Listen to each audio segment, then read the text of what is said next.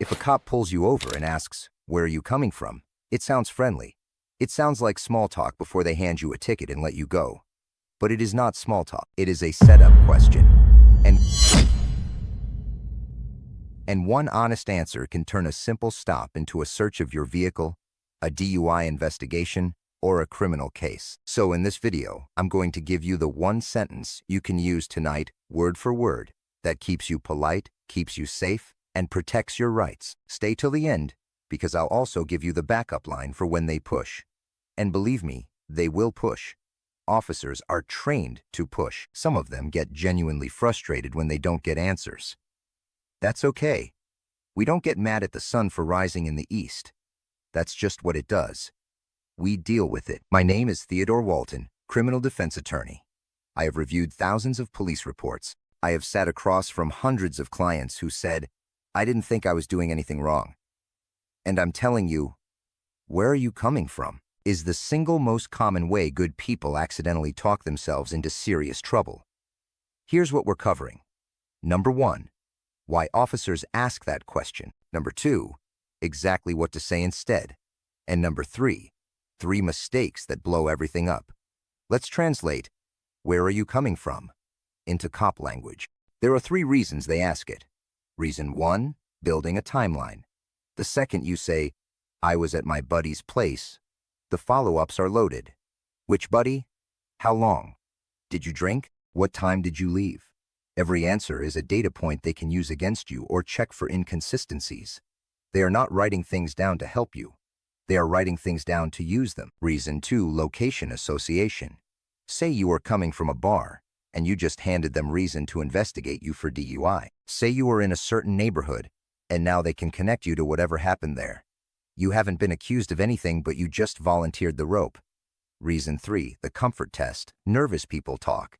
Officers know this. The more you say, the more chances something doesn't add up. And when things don't add up, that creates reasonable suspicion, which gives an officer legal justification to go a lot further than a traffic stop. I see it constantly. People who did nothing wrong, genuinely just driving home. And they talk themselves into months of legal problems and thousands of dollars in fees. Here's the truth. You are not required to help the police build a case. You don't have to answer questions about where you've been or where you're going. You just don't. Here is the exact sentence. Screenshot this right now. Say it out loud so it's in your memory before you ever need it. When an officer asks where you're coming from, or any version of that question, here is what you say.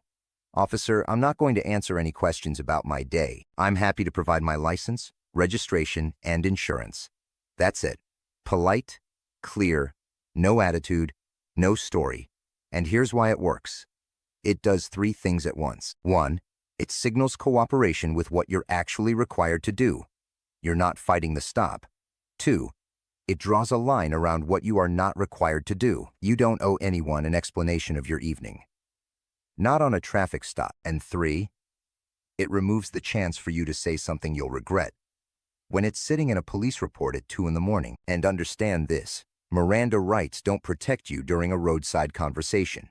The Supreme Court has been very clear on that. Officers can ask you anything before Miranda even applies. Don't wait for Miranda to save you. Use your words to protect yourself now. Let me do a quick role play so you're ready. I'm the officer. Where are you coming from tonight? You say, "Officer, I'm not going to answer any questions about my day. I'm happy to provide my license, registration, and insurance." I push back. Refusing to answer? That sounds suspicious. You say, "I understand. I plead the 5th. Here are my documents." Have you had anything to drink? I plead the 5th. Where are you headed? I plead the 5th. No argument. No insults. No escalation. Just not building their case. That is the entire strategy. Now the 3 mistakes I see constantly. Mistake 1, just being honest. I know. That one hurts to say, but here's real life. Officer asks where you're coming from. And you say, "I just had 2 or 3 drinks, but I'm completely fine to drive." That sentence is now Exhibit A in the police report. It does not matter that you felt fine. You just told a police officer you drank and then drove. Now you're out of the car. Now you're doing sobriety tests on the side of the road. Now it's 45 minutes later, and your night became your worst memory of the year. Don't give them the opening. You don't owe anyone a self-incriminating statement on the side of the road.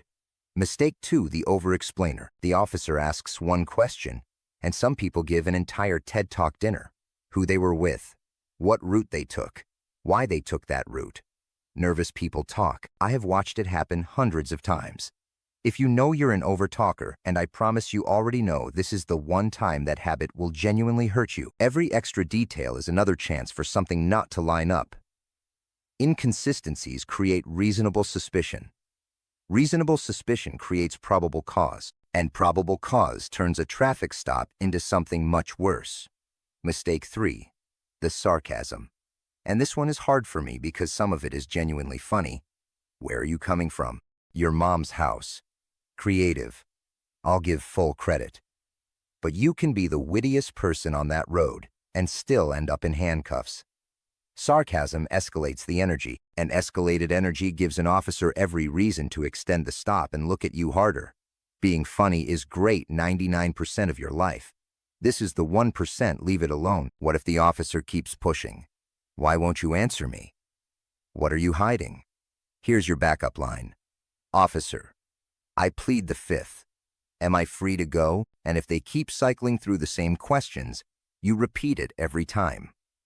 You are doing 2 things: invoking your right and checking whether the stop is over. If it's over, they have to tell you. If it's not, you've at least ended the fishing expedition. And if an officer gets genuinely angry that you're asserting your constitutional rights, that frustration is information. That is exactly the officer those rights were built to protect you from. Stay calm. Stay flat. Keep going. Quick note, do you have to give your name? It depends on your state. Some states have stop and identify laws that require you to provide your name during a lawful detention. Others don't. Know your state's law before you need it. What is universal everywhere? If you are driving, you must hand over your license, registration, and proof of insurance. That is it. Everything else, where you were, where you're going, none of that is part of your legal obligation. Give them the documents. Decline the story. Here is the full recap. If a cop asks, "Where are you coming from?" you say, "Officer, I'm not going to answer any questions about my day. I'm happy to provide my license, registration, and insurance." If they push, you say, "I plead the 5th. Am I free to go?" That is the whole playbook, and it has the potential to save you from months of stress, thousands in legal fees, and experiences you do not want to have. If you made it to the end genuinely, thank you. Please hit the like button right now. It helps more people find this before they need it. Subscribe to this channel. I put out videos like this regularly, and I want you prepared before something like this ever happens to you. Leave a comment below. I read every single one, usually first thing in the morning over coffee. Tell me what you want me to cover next. Tell me what situation you've been in. And if you're facing criminal charges and need someone in your corner, reach out to my office. My team and I would be honored to fight for you. And no matter what, always, always plead the 5th.